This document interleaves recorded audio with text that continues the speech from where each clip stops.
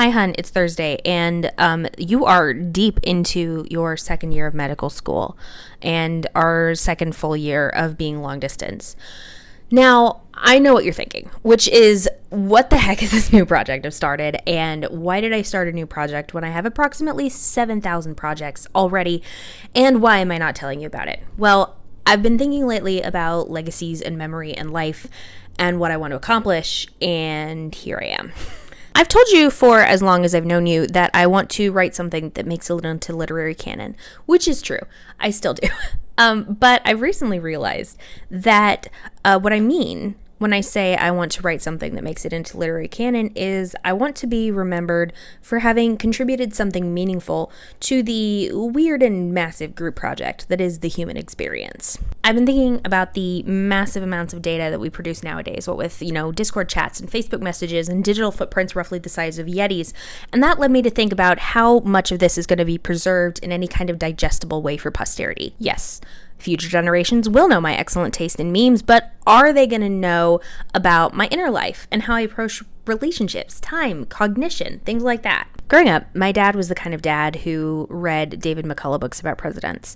And one of his favorites in my childhood was John Adams, which David McCullough pieced together in large part using letters that John Adams and Abigail Adams wrote to and from each other during their long periods of separation. And I remember being absolutely flabbergasted with this massive amount of very thoughtful and revealing correspondence that we have between the two of them. And I've been trying to think of a modern equivalent, and the closest I can come is John and Hank Green's videos to each other, which I have discovered embarrassingly late in life. As a teen, I read The Fault in Our Stars, and it wasn't for me, so I wrongly assumed that everything John and Hank Green did was also not for me, which deprived me of learning about these two awesome people and the way that they make videos that not only bridge the distance between them, but also allows us to join in their friendship in a really cool and fascinating way. So, since you're going to be in Illinois for the foreseeable future, and I'm going to be in Missouri for the foreseeable future, I wanted to make these videos not just to feel like I'm talking to you, but also to serve as kind of an open diary that people in the future can look at and get to know me, and how I approach marriage and writing and being queer and other stuff that's important to me. I don't want to tell you about this yet, for a couple reasons. The first being that I do have about 7,000 projects already, and I don't know if this one's going to stick. If it does, I'd like to surprise you with a catalog of thoughts and ramblings that you can watch whenever you miss my face. Also, even though these videos are addressed to you, they're not really about you.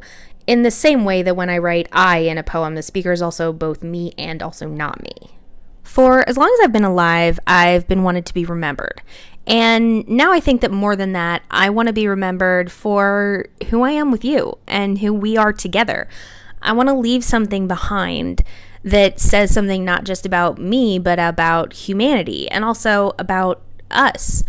Lots of people have that kind of urge, and they fulfill it by having children, but we're not sure that having children is a thing that we're going to do. And I also don't want to saddle a child with the burden of being the fulfillment of their parents' desires. And given that it takes me about 1,000 years to write anything, I figured it might be a good idea to make smaller snippets of video content that can serve as a catalog even if I don't manage to finish a publishable work of fiction or a poetry compilation in my lifetime. So with all that in mind, I'm going to set a few rules for myself as I make this video journal. First of all, I'm going to try very hard to keep these under 5 minutes. Second, I'm not going to devote too much time and effort to these. I'm not going to force myself to make a video if it would be a burden on myself to do so. This is, after all, a creative exercise and not a tedious slog. Third, I'm not going to worry about making this marketable or anything. That is to say, I'm not going to make each video with the intention of accruing a large following or viewership or a lot of money. When I'm making these videos, I'm not going to be asking myself questions like, are people going to like watching this? Is this going to make a lot of money? I'm going to be asking myself questions more like, is this a good piece of art? Or is this true to who I am right now and what I'm feeling in this moment? Fourth, I'm going to try and make about 2 of these per month, but given how I am with deadlines, I am not going to give myself another one of those. It'll just stress me out. So with that said, I love you and I miss you, and I'll see you in the next one.